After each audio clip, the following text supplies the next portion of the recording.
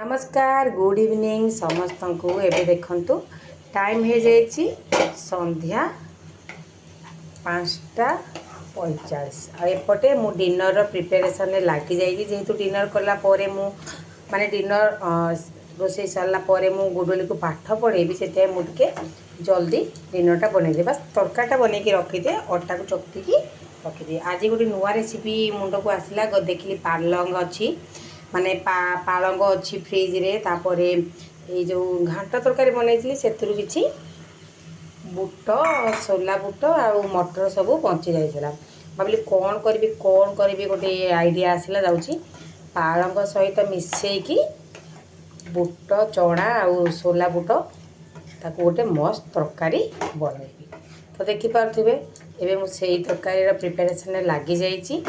आपणकर आज डिनर सब कौन कौन बनूची कमेंट रे कहिबे जदि आपण मानक रेसिपी दरकार कमेंट रे मते कहिबे मु आपन को रेसिपी बतई देबी।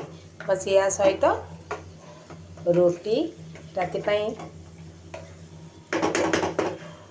ये सब्जी ता सहित रोटी आउ मिल्क आउ सकाळु भी टिके मोर माने कुकिंग करबा अछि जल्दी टिफिन बनेबार अछि सेति पई मु एपटे से प्रिपेरेसन लगी जाइए। काली टिके भाजी पुलाव बनईदेवी ता सहित किसी गोटे ब्रेकफास्ट भी आइटम बनइबार अच्छे से सब पनीपरिया आज काटिकी न रखिले मत काली बिल्कुल भी टाइम होनी कहीं पुओ सका 8टार स्कूल पढ़ुची दादा 8टार ऑफिस पढ़ुचे तो से 8टा भितर मत सबकि कम करने को पड़ो। तो वीडियो भल लगे सब्सक्राइब करदेवे। जय जगन्नाथ।